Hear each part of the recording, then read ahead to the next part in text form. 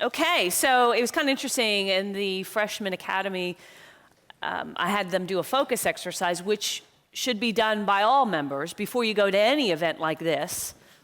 And that is to sit and say, what's the one thing, if I came away with this one thing, the answer to this question, it would make my trip worthwhile. And kind of focusing your mind. And what was interesting to me was a lot of people were saying they were looking forward to this session, which really kind of surprised me, which is, what do you do when marketing's not working? Because to me, what works is a lot more interesting than what doesn't work. And but that said, everybody, including myself, has been in a position when you're doing something, sales, marketing, some kind of business development activity, and it is not working. And the question you're always asking yourself, is it the thing? Is it me? Is it the audience? Does this not work? And that's what I'm going to try to attempt to answer in a very brief period of time. And so I want to remind those of you who might not know about my background. I am a salesperson at heart. I have always been a salesperson. So I am not, like we heard Robert saying, high on the mountaintop, looking down at the battlefield, watching people do hand-to-hand combat and figuring out, okay, here's what we want to do. I've actually been down in the valley doing hand-to-hand combat, and I do still even to this day. So what that does is that has given me a very sort of broad spectrum and idea of what works in marketing and selling. The other thing you have to know is that I'm speaking from about 18, 19 years of experience specifically in the role of a marketing consultant or working with companies as a marketing consultant, with Technology Marketing Toolkit being about 13 years of that. But prior to that, I did marketing consulting in an agency business for all kinds of different companies. And literally thousands of companies. From the time we started my company, the very first toolkit, if you will, to where we are today, we've sold over 7,000 toolkits in some way, shape, or form, okay? Well, yeah, no, thank you. Wow, I didn't expect applause there. I will make sure next time I mention that stat, I put it more emphasis on it. And closing in on 8,000. And the reason I share that with you is I want you to know that over those years, I'm not an ivory tower consultant. If anybody in this room wanted to talk to me in the hallway or call me at the office, I'm talking to you. And so I'm having conversations every single day with what's working and what's not working. And I see a lot. I see everything from small towns to big towns, successful companies. I get emails from members that aren't even in this group, people who've bought the toolkit, the desperation emails. I just got one the other day. It was, I bought the toolkit about 8 years ago. And now I need to reopen it up because we're really, really desperate. I had one client, that client is gone. Literally, this is one email he tells me. He said, I have no funds whatsoever, so I'm piled up in debt. My one client left me, even though I saw it coming. I wasn't totally prepared because I had no other clients. I have no list. I have no other customers that I can get referrals from. I don't know anybody. And this line was really funny, this poor guy. He said, I don't have a lot of money, therefore my attention span is really short. Okay, I'm not kidding you. I could pull I don't want to embarrass this, but and he's coming to me looking for the one thing, right? And that doesn't happen. It really, you heard Robert say dumb luck is great, but it's hard to replicate, So I want to talk to you about what does and what doesn't work.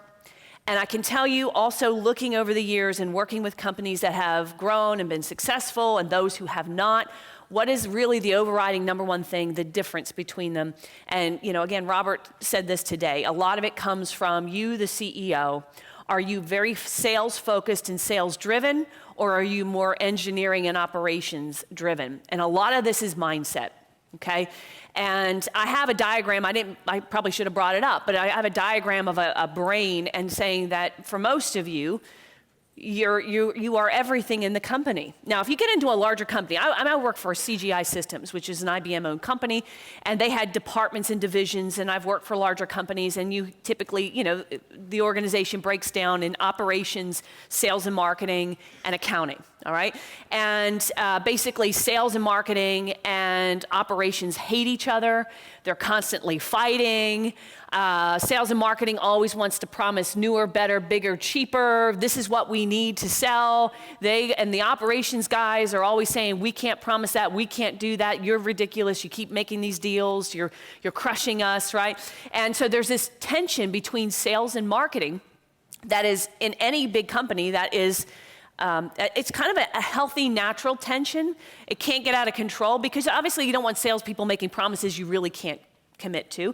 And at the same time, you don't want operations to be this big anchor, which is we're only going to sell what we can deliver today, easily, profitably, successfully, because then you don't get any growth, all right? So there has to be a natural tension, but sales and marketing has to lead. In other words, if there's going to be a battle, if the sales and marketing team are saying, look, in order for us to be competitive, in order for us to close sales, this is what we have to be able to deliver, this is what we have to be able to promise on. Operations, you guys got to figure it out.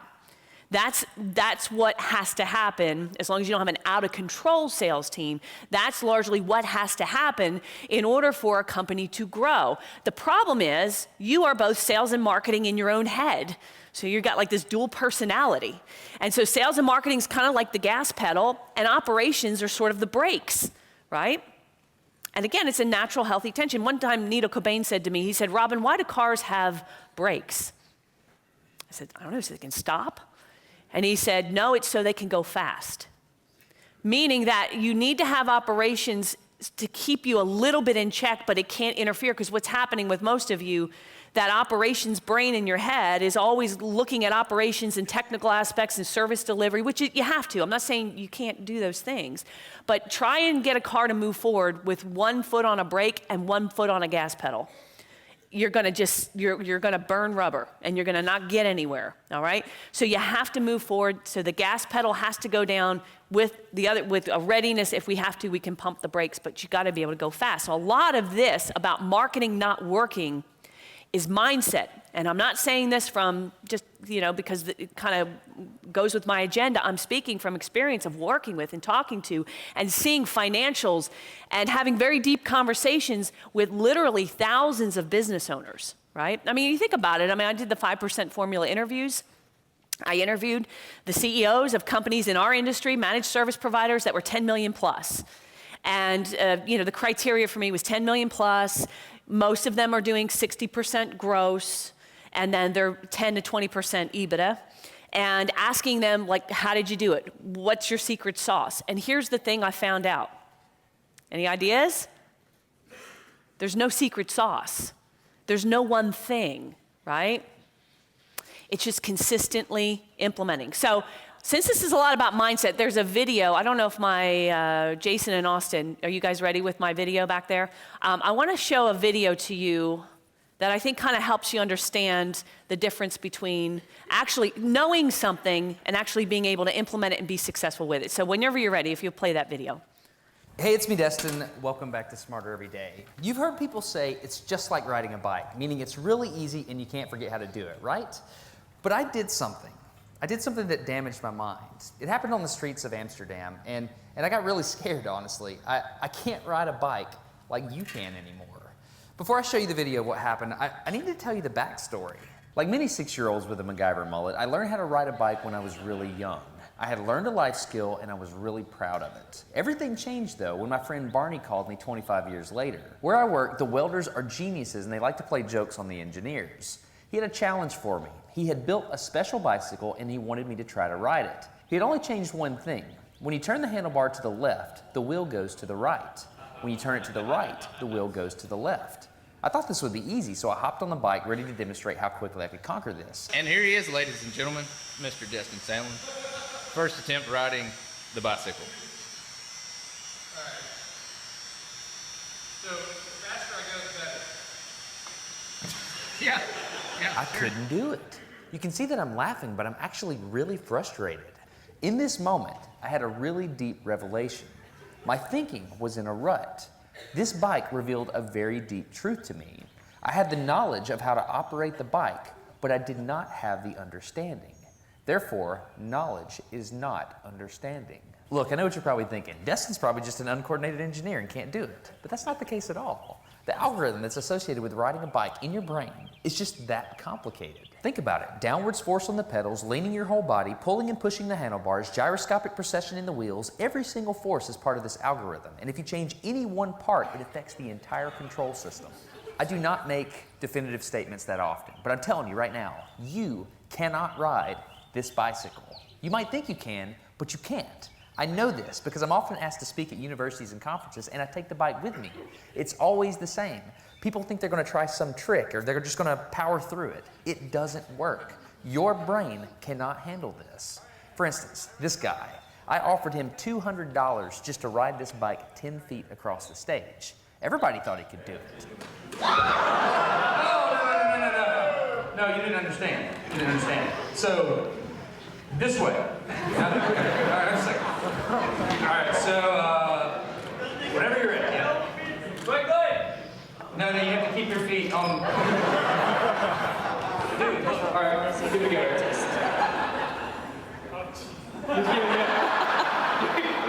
Wait. Like, you gotta start rolling at least.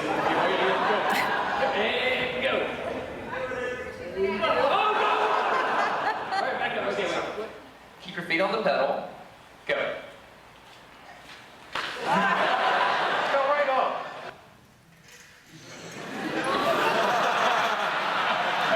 Just keep your feet on the pedals. Handles on. Yep, come on. All right, one more time. Okay. Once you have a rigid way of thinking in your head, sometimes you cannot change that, even if you want to.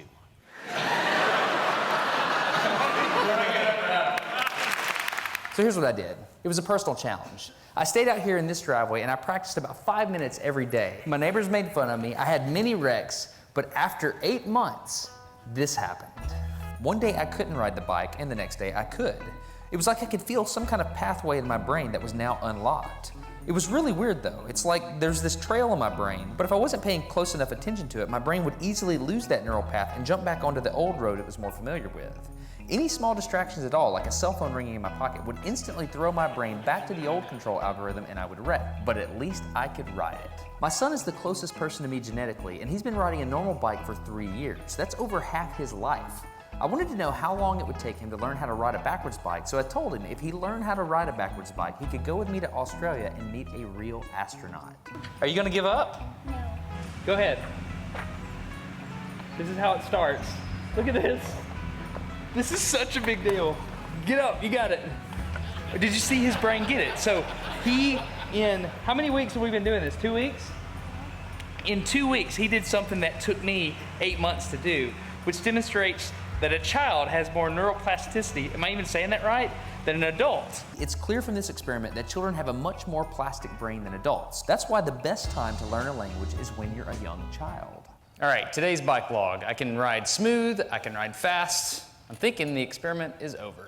Okay, now I'm in Amsterdam, a city that has more bicycles than people. The question is, can I ride a normal bike now? I mean, I've spent all this time unlearning how to ride a bike. If I go back and try to ride a normal one, will my brain mess up? So I've tweeted a Smarter Everyday meetup, if you will, and I'm gonna see if somebody brings a bicycle and I'm gonna try to ride a normal bike. It's backwards. This was one of the most frustrating moments of my life. I had ridden a normal bike since I was 6, but in this moment, I couldn't do it anymore.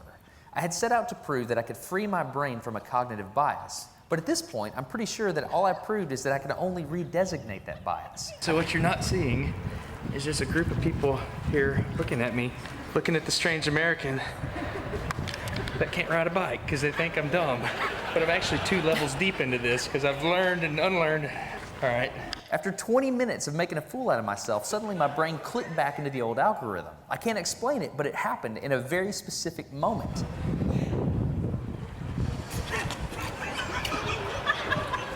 I got it. I'm back. Oh, it clicked. Hold it, it clicked. I got it.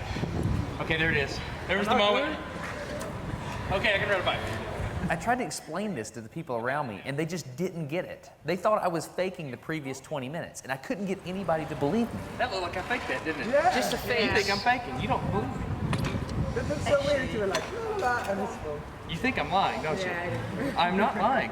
I felt like the only person on the planet who had ever unlearned how to ride a bike, and I couldn't articulate it to anyone because everybody just knew that you can't forget how to ride a bike. So I learned 3 things from this experiment. I learned that welders are often smarter than engineers. I learned that knowledge does not equal understanding. And I learned that truth is truth, no matter what I think about it.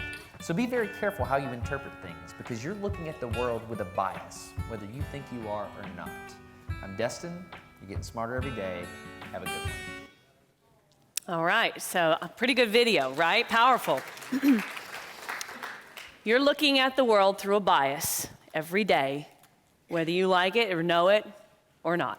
And as a marketer, it's one of the things that I actually have to work on all the time, in that when you're selling something or you're marketing something, you have to be able to look at something as though somebody who's never seen it before would look at it. And it's hard because you do have personal opinions and biases, and it's very hard to peel that back. So a lot of times with why your marketing isn't working is you're getting on that bicycle, the marketing bicycle, the sales, and you can't get it. Now, what most people do is don't take 8 months to perfect it and have the tenacity to stick with it until they get it. What most people do is they get off and they go, oh, shoot, that doesn't work, right? And they go back to what they're comfortable with. And so a lot of this, when your marketing is not working, it's a lot to do with the way you're perceiving things and rolling things out, because like he was saying, knowledge doesn't equal understanding. Knowledge, I don't know if I'd say understanding, knowledge doesn't mean competence. We could read a book about how to drive a car, but until you get behind the wheel and you're driving and you're in different scenarios on an interstate, in a mall parking lot at Christmas time, you really don't understand how to drive a car. And at some point it clicks and it becomes easy. And we see that in the membership. We see people who have been complete engineers, like I think about Satima. Where's Satima? Remember you coming to, I distinctly remember you coming to my office and saying, but I'm not a salesperson, I'm an engineer. Do you remember that? Right? But now she's like, forget it, I'm a salesperson, 1,000%. She loves to go hunt something and drag it back to the K. I mean, she thrives on it, and she's excellent at it. So what changed? What changed? Primarily her mindset of how she saw herself and the role that she was in, and putting herself out there. And I'll give her a lot of credit because she went to every sales training that I had. It's not just about going to my sales training. I mean, I'm sure I know she goes to other seminars, reads other books. She decided, I'm going to be a serious student of this, and if it takes me 8 months to figure out how to ride this damn bike, I'm going to learn how to do it, and today she does. And that's what I see. It's that figuring out. That's a big part of it. So, couple things I'm going to take you through. First of all, what does it mean to have a Robinized marketing plan in place? So just to put this on the books as an official statement, until you have implemented all 3 levels of the marketing roadmap with a true and at least a B grade, you cannot say you are doing a Robinized marketing plan, all right? So having a website that we give you is not having a Robinized marketing plan. It's a step in the right direction, but it's not in total everything, all right? That is when you get to that level, I promise you're gonna see big changes, big positive changes in your business, all right? And what I wanna do now is talk about key reasons why people fail in marketing and in business, because they're almost one and the same. And I give you plenty of examples of what does work. So that's actually the good part too, because sometimes if you're being a pioneer and you're starting a new service, a new business, and there's no other models for success around you, you kind of do have to figure out, is this right or is this wrong? But you can't argue with the stuff that I'm giving you. You can't sit there and say it doesn't work. I mean, we give you, there's examples all over this room. Every month, we send you an example of somebody who's implemented just even one piece of it, and it works. So we don't have to think about, well, am I doing the right thing? Will this direct mail campaign work? Will LinkedIn work? Will the Google AdWords work? Yes, the answer is yes, it will work because there's multiple examples of it working out there. So you have to have confidence in that and not give up saying, well, this doesn't work, because that's not true at all, and you have to kind of stick with it until you learn to ride that bicycle. But one of the big reasons that people fail in marketing is a desire for the one thing. And we talk about this all the time, and I understand the need for wanting a one thing. We got a lot going on in business.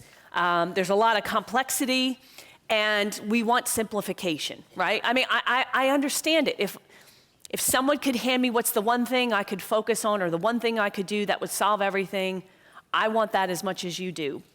But here's the thing I find, one big difference between successful entrepreneurs and those who aren't is unsuccessful people are constantly looking for simple answers to complex problems, right? So getting a check from a customer to manage their network is not a simple thing. It's just not, right? So people will come to me and they usually have a problem in mind. So they'll come to me and they'll say, Robin, I want to get more referrals, or I want to get more leads from my website, or I have break-fix customers, I want to turn them into managed services. And what they want me to do is give them a postcard, or preferably an email, that they can send to those customers, and magically, somehow, they're going to pop and say, yes, I do want some managed services. But see, it's not as simple as that. And it's not as simple as that because it depends on a number of things. There's a lot of variables that go into this. Variables such as, what is your relationship with that customer? How did you originally sell them what you're selling now? Who else is talking to them? What other offers are getting in front of them?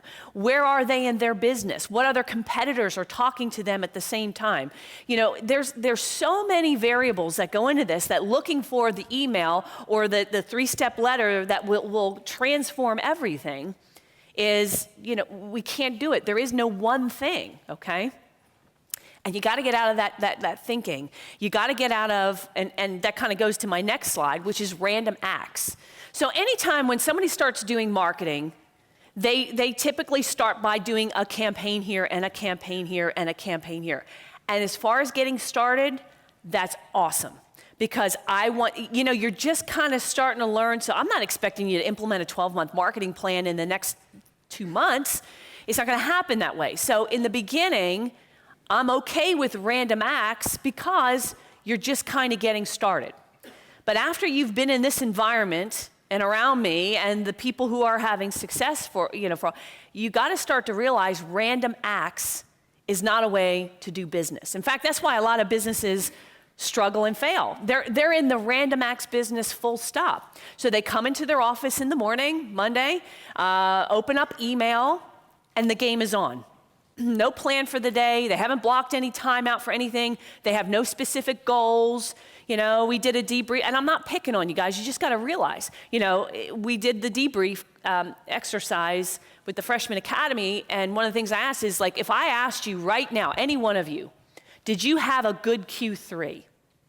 How many of you could give me a definitive answer, not based on, hey, I think we did pretty good, because we picked up a couple customers and our customers are happy, or something like that. That's kind of this is how I feel. I'm talking about a definitive answer where you said, we set a goal for Q3 to be at this level of managed recurring revenue, this amount of profitability, this number of new customers, and this is where we landed at the end of Q3. This is where we were. Yes, we had a good quarter, or no, we did not, and I can tell you by the numbers, right? That's not random acts. That's a very deliberate and specific planning of a business to say, here's where we are today, here's where I want to go, and I'm going to measure myself. Can you do that? Because most business owners, again, they go in their office, they open their laptop, the email, and they spend all day reacting to problems. That's why they're working 10-hour days. They go home exhausted, and they're basically on a treadmill. They're not getting anywhere because they're not doing anything strategically. I'll give you another example. How many of you have ever moved houses, right? Okay, so I did this at the last house, and we're building a new house, so we'll see what happens. Here's another thing that happens where you'll get a lot of marketing is when you have a baby. You know, the moms out there, Lisa's like smiling. Like Target, I'll tell you, is unbelievable. Target actually, and I know this, they actually will calculate, they know if you have your first baby, they know they can calculate an average on your age and your income, and based on where you are, when you will plan to have the next one, and they will start sending you coupons in the mail. And they're not far off. I can tell you from experience, right? It's like, that's spooky, right? So random acts, so if you ever moved, you know how you get all the new mover mail from dentists, right? Insurance agents, realtors. I never could figure that out. Now, you get these marketing campaigns from realtors who are like, and I never understood why I just bought a house. I don't know why I would need a realtor. Maybe there's some logic to that I'm not aware of, but it just seemed odd to me. So the last time I moved into my house, I said, I'm going to do an experiment, and I've got a big dining room table, and I'm going to take every piece of direct mail that I get for a new mover, and every company, I'm going to start a pile. So this dentist, first postcard comes in, put it on the pile, right? This landscaper, first piece of it, they're mailing you, right? This goes in the pile, right? So I did that for about 6 months. How big and deep do you think the piles were? Majority 1, right? 1 postcard. You know, the others, maybe the best ones, I'm talking like 3 to 4. And after that, they go away. They give up, okay? Well, you know, when you move into a new house, you got stuff going on, right? I mean, like, things are in boxes over here, you know, you can't find the dog, the kids are burning down the house, you know, I mean, you got stuff going on. And so this mail comes in, I'm not even noticing it because I've got so much going on. People are busy. So you got to get out of these random acts of marketing altogether, because if all you're going to do is send out 1 postcard 1 time, or you're going to send out a campaign anytime you're desperate for money and need money, it isn't going to happen, right? The other thing is being very strategic about your marketing. I mean, look around this room. Did you think I created this from sending out a flyer? I mean, you know, it's ridiculous to think that way. Businesses are built being very strategic. Who's our customer? How many do we need to get? Getting smarter about how do we sell that, and analyzing a process that's documented on paper. How do we bring a customer in? What do we have to say? What are the objections they're going to say? And then how do we further monetize? Very, very strategic, no random acts. You know, if you are going to come into this marketing and you're going to go, oh, I'm going to try this or I'm going to try that, that's fine if you're just getting started because you're learning. That's totally fine. But at some point, you got to be strategic. At some point, you got to get out of the random acts whenever you need money, not doing, well, I'm sending out a newsletter because you told me to. That's not strategic. Send out, I mean, like our newsletter. I write our newsletter. It is a very strategic piece of content. That is, I don't just sit down and just write whatever comes to mind. It is done very strategically, from the genius of the month to the opening rant to our final thoughts to the examples that we put in there. If you get out my newsletters and you look, I'm giving you a behind the scenes. Almost 70 to 80% of it is about behavior. It has nothing to do with marketing. It's all about how you think and your behavior, because I have to train clients to think differently. I'm trying to get them on that bicycle, and I have to train a different thought pattern and a different behavior if I'm going to be successful. Now, if I'm just randomly sending out flyers and I don't understand my customers, I don't understand how they think, I don't understand how they make decisions, if I don't know that depth of knowledge about my customer, I would not be able to write to the level that I am. Does that make sense? That's not a random act, all right? The third reason that a lot of people fail with marketing is thinking versus doing. And I have it up there, imperfect implementation will beat perfect procrastination every single time, okay? And how many, you hear me talk about Think and Grow Rich, right? Think and Grow Rich? So Think and Grow Rich, Napoleon Hill, many people don't know this, but Napoleon Hill died he was broke when he died. Completely broke. And a lot of people are like surprised by that. Now that doesn't take away from the content of the book. But here's the difference. From Andrew Carnegie, America's first billionaire, who sponsored Hill to go around, he made the introductions and so forth. Hill spent 20 years of his life studying wealthy and successful people, right? It's one thing to study them, to see how they act, to see what they do, and it's quite another to start incorporating that behavior in yourself. That's to the backwards bicycle. Knowledge does not equal understanding. You can watch them ride the bike, you can see how it operates, you understand the mechanics of it, you understand you gotta press down on the pedals, you gotta steer and all that, but until you actually do it. And people have asked me for years, they say, hey Robin, can you tell before, like when a new customer comes to me, buys a toolkit, can you tell who's gonna be successful and who isn't? And the reality is, on the surface, I can't. There's no age, gender, religion, where they are, small company, large company, none of that plays into it. I have not found any bias whatsoever on what makes someone successful or not. But what I do know them by is their behavior. So if you want to see if somebody's going to be successful or not, you look at how I can ask you a couple questions and I could pretty much tell you like how big your bank account is. Now, I'm not going to give you an exact number, but I can tell if it's going to be moths or millions of what's in there. And it's based on the way you think about things. It's based on going to be your behavior, all right? So thinking is good, doing is better. Getting out there and pushing yourself. John Matazzi asked Hershevek at the break, he says, we've kind of got to this level in our business, we've stalled and want to get to the next level. And his answer to you was more sales and marketing, but increase the intensity. I don't know if many of you caught that. He basically said, in my company, when that happened to us, we were having company meetings at 9 o'clock, and I pushed it to 7 a.m. Changed the dynamic. People had to be in the office, prepped and ready to go for a 7 a.m. meeting. Behavior. What you want to achieve, get the behavior in place, and the rest will follow, all right? So the other thing I'm going to talk about is exact implementation, and this is a big one. So a lot of the campaigns I give you are very literal and very specific. So if I have a conversation with you before we leave and I say, go home and raise your rates, I don't mean go home and think about raising your rates. I don't mean go home and have a discussion with your accountability group about raising your rates or poll your customers about raising your rates. I mean when the plane lands, you get off, maybe even on the plan with Wi-Fi, you are sending an email to rewrite the contracts and the email to customers that are going to raise your rates. I'm a very literal person, right?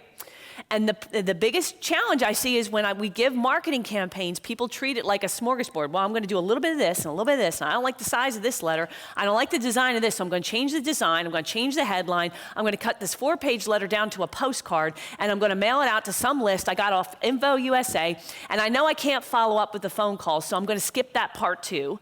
And then they come to me and say, why didn't this work? Okay? Well, I love it when somebody buys the program, comes to me, and one of the first things I say in the first session of the toolkit, the very first thing I say in the session, do not start doing direct mail to a cold list. I say that over and over and over again, and I say it in the very first session of the toolkit. When somebody comes to me and says marketing's not working, tell me why. What do you think they did?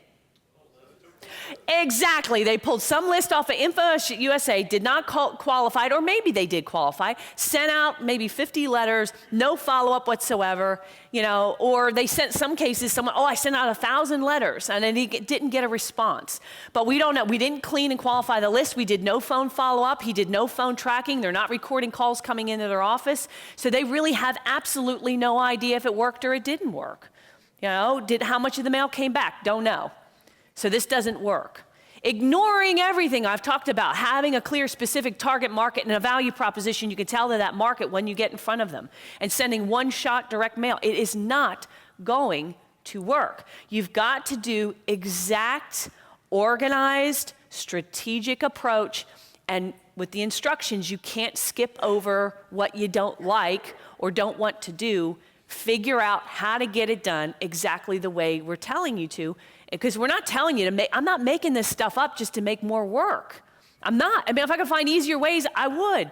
But getting a check from a customer that you've never met, who might probably already got somebody that's doing IT support, which they might be okay with, which they might not have any pain, is a complicated thing. You have to follow the instructions to the letter, and you've got to have enough repetition of doing these things to where it gets better, and it works better, and it works better, and it works better, because a lot of this is about list building and communicating with that list on a frequent basis. I mean, you guys have heard me talk about this. What is the average time that that a business will fire their IT company and bring somebody else in? What's the average time span? And well, 3 to 5, more like 4 to 5 years. Follows like a server refresh usually, right? So they are not you're not a restaurant where you can send out a coupon and have people come in right away. It is a big decision. It's a difficult decision. It's like switching accountants, right? I mean, even if your accountant isn't doing a great job, the thought of having to interview and find a new accountant to take it over and explain what's going on and do that whole process with the chance that they might be as bad or worse than the company you've got now is not something people are going to move very quickly or easily on. So when we talk about these campaigns, you have to do things very strategically to the letter in how we're implementing them. Now, suppose you do everything right. You follow the instructions to the letter, and it still doesn't work. And that does happen. I have been, in my business, if campaigns don't work, the first thing I'll do is do a debrief. Okay, what did we do? Where do we think this fell apart? So let me give you, so you have to kind of break it down, and this is why you need tracking, because you can't find where it broke down if you have no tracking. So for example, we mailed out a postcard offering a free consultation. Okay, and it was to an old list of unconverted leads. Not old, but leads that hadn't converted. So we sent it out. I had a tracking phone number and a tracking URL. And I went and so what I did is I said, okay, we didn't get any leads. I got 0 from it. So I went back and I said, okay, let me check the phone number. How many phone calls came in? It was 0. And then I said, how many people went to the website? And it was a very small number. It was like 20 out of, I don't know, I think we sent 500 or something. So what did that tell me? The postcard, the message didn't work, or the list was wrong. I think it was the postcard, because the list was unconverted leads. So they're somewhat qualified, right? So a lot of this, when it doesn't work, you got to go back. Like we were talking about yesterday, debriefings. Stephen Swavely brought up how he sits with his team and he will debrief a ticket that was submitted. And they go through the whole process of, okay, the ticket was submitted here. What happened then? How long did it take till it got into the system? How long did it take to resolve? When he didn't get it, what happened then? What happened? And where could we have done better? If you're doing a seminar, are you getting people to the registration page? Are you not getting them to the registration page? You won't know unless you do tracking, right? And it's not fun. And it's detail work, and I know a lot of you hate detail work. See, my DISC profile, we just did this in office. My DISC profile is a D, but also a C. I'm right on the border of that leader, but I'm very analytical and detail oriented, and I know some people aren't. And if you're gonna be successful in business, I really do think you have to have an ability to grasp detail.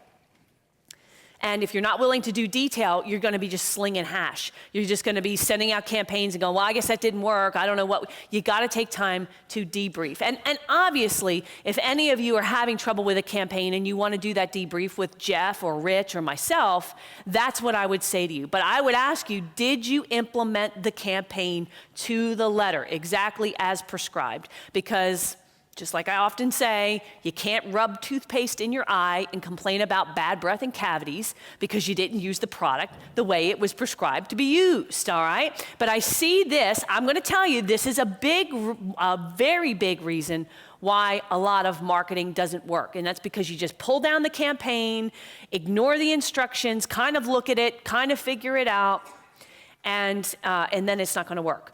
So when we're talking about this again, my instructions are not suggestions. They are meant to be in there, not as, hey, might be nice to do this. I'm very literal. When listening to a campaign or a video or something, pay attention. if you're checking email or working while you're on a how-to call, you will miss stuff. If you're listening to how to do a camp, like if Jay Ryerson, is explaining like one of the road shows, here's what I'm doing. If you're like tweeting, you're gonna miss something, and it might be a critical point. And because these are complex things that you have to implement, every point matters. Because you miss one thing. I have literally seen 2 words on a website in the headline change where it tripled conversion. I have literally seen webinar pages where someone calls me in a panic because they got a seminar or a webinar, something coming up, and 0 registrations, and we make one change to where the form is or one change on the headline or something like that, and bam, they got 40 people to register. Details matter in direct response. They just do. That's not my rule. That's the way it is. I mean, you can't fight gravity. So you got to pay attention. You got to have phone tracking software, not just record calls coming into your office. So Pronto and Vertical, yesterday they did a little demo. You need to have a phone call tracking on the marketing pieces you're doing because you might be getting leads. You might actually be getting traction. But you can't close the deal because nobody's answering the phone. They're going in the voicemail, or you're not tracking and you just didn't know. I wish I had a nickel for every time somebody calls my office and says, Robin, I'm not getting any results from the Google AdWords. I'm not getting any leads. That's what they say. I'm not getting any leads. Okay, let me log in and let me see. And I log into their phone tracking, which we require them to do. And there's like 22 phone calls. And I'll say, what do you mean you're not getting any leads? Well, they're not. And I will sit there and listen to every one. And we find, hey, guess what? It wasn't any leads, there were actually 5. Well, yeah, but that guy just was shopping on price. No, he wasn't. He did ask what your price was, but that doesn't mean he wasn't qualified. Well, there was that one, it's still pending. And all of a sudden, I didn't get any leads, turns into we actually had 5 leads up to, which we kind of fumbled a couple of them. All right, well, that's fine. We got to fix the sales process then. But you can't say it didn't work. We got a little bit of traction. We have to bring it across the finish line, all right? Answer your phones live. We talked about this. I say it all the time. And phone, email, LinkedIn for follow-up is critical. It's critical. If you're going to send out any kind of marketing, you need follow-up. You need to then make that phone call. You need to then send the LinkedIn, or you've got to follow up. Otherwise, your response is going to be greatly suppressed, okay? Especially when you're marketing to a list of people who have never heard of you before, all right? Again, I think about if you were to ask me what was one of the best things that I did, I mean, it's really been for me in marketing for my business, it's been layering. If you looked at our promotional schedule, it's insane. I mean, we're doing a 6-city roadshow tour.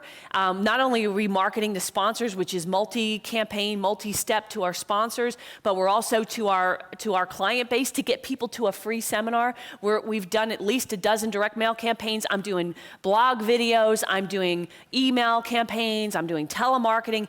All of that to get to this, so that we can get the end result. And before we're even done this campaign, we're already implementing. Jennifer just did a webinar to the rest of you guys wouldn't have seen it, but did it to the rest of our client base. We're doing that in phone follow-up, and we're putting inserts in our newsletter and brochures, and we're sending out specific postcards. Once this is done, we're already planning for boot camp. I mean, the level of complexity, and not to mention the fact that I'm on webinars. I'm going out and speaking at events. I'm on webinars. I'm doing podcasts with people. I mean, I am out. I just did a webinar with Rapid Fire Tools. I did another webinar with Continuum that's going to be coming up with Jay. I just did I'm about to do another one with Dado is going to have me. I just did an interview with Jan and eFolder. I mean, all these things are happening like one on top of the other, getting these people on our list, and then just the list is, we're marketing like very, very aggressively. And I'm not expecting anyone in this room to pick this up and be able to do this like your first year. But you've got to understand that this requires this kind of focused intensity if you're going to grow your business. I mean, you heard it from Robert today, and I didn't pay him to say all the things he said. I really didn't. I mean, I paid him to be here, but I didn't pay him to say the things he said. And so, Robert got that standing ovation because you're like, yeah, that's it. What was Robert's number one answer to almost every question in here about I want to grow to sales? Hire more salespeople, get more intensity, get more focused. right? Have a value, know who your customer is, have a value proposition. These are things that I've been, I showed him, I walked him through the roadmap this morning just briefly, so I'm like, just so you can have a background of what I'm telling these guys. And he said, this is exactly right, this is brilliant, this is exactly what they need to do. There's $100. Okay. The other thing that's posted up there on the dashboard is the marketing campaign checklist.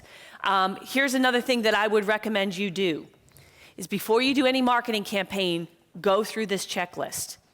It's even good for me to go through prior to doing any kind of new campaign.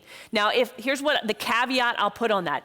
If I am giving you a campaign like the bad date letter, all the instructions and everything are very clear in that campaign. You don't have to go through this checklist, okay? But let's suppose you're doing something that's kind of different, like you're doing a joint venture partnership, or you're doing a canvassing campaign, or something that we haven't given you a very specific blueprint for, all right? Because if I've given you the blueprint, just follow the instructions, all right?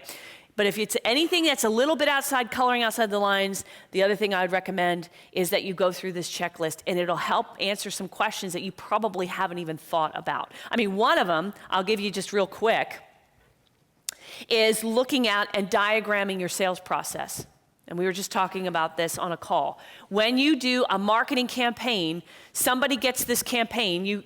Yesterday, some of you missed it, but Allison was talking about a campaign to medical, and she was talking about a canvassing campaign. And it was a plastic bag with a sales letter and some candy and some other tchotchke things in there.